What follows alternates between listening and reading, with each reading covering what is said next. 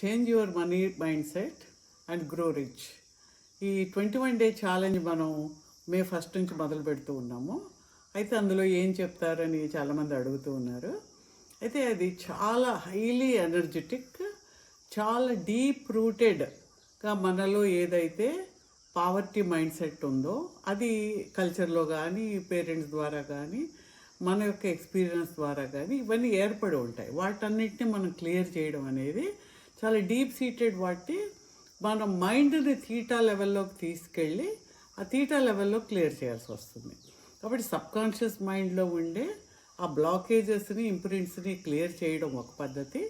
తర్వాత higher energy techniques తోటి ఆ సబ్కాన్షియస్ మైండ్లోకి మళ్ళీ పాజిటివ్ మైండ్ సెట్ని, అబండెంట్ మైండ్ సెట్ని మనం రీఇంప్రింట్ చేయడం ఒకటి.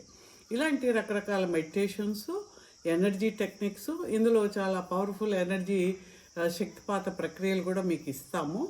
వాటిని మీరు ఫాలో అవుతూ ఉండి, అలాగే ఫర్గివ్నెస్, హొప్పనొపోనో ఫర్గివ్నెస్ చేయిస్తాము.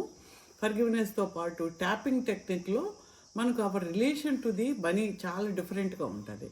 మనకు తెలియకుండానే మనీ అంటే ఒక భయము, మనీ అంటే ఒక కోపము, మనీ అంటే ఒక అసహ్యము, ఇలా రకరకాలుగా ఉంటాయి.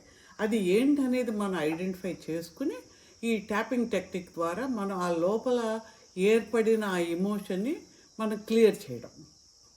ఇవన్నీ కూడా మీతోటి ఒక సిస్టమేటిక్గా కొంత ఎక్స్ప్లెయిన్ చేస్తాం. ఎందుకంటే ఇట్స్ ఏ ఎక్స్పీరియన్షియల్ ప్రోగ్రామ్. అంటే దాంట్లో రిజల్ట్ రావాలి. మీకు క్లాసులుగా చెప్పడం అనేది ఉండదు. జస్ట్ మేము టీచ్ చేస్తుంటాము, ఎనర్జీ ఇస్తాము, you have to follow that. దాన్ని మీరు ఆ 21 days చేయిస్తే వచ్చిన డిఫరెన్స్ ఏంటనేది మీరు ఐడెంటిఫై చేయడం జరుగుతుంది. It's a very powerful program. ఇవన్నీ మీరు నేర్చుకుని మీరు చెయ్యాలి అని అనుకుంటే you may have to spend lot of money on that. And understanding కూడా చాలా కష్టము. చాలా హయ్యర్ ఎనర్జెటిక్ సిస్టమ్స్తో మీకు చేయడం వలన చాలా మంచి రిజల్ట్స్ వస్తాయి. కాబట్టి తప్పకుండా అందరూ నేర్చుకోండి.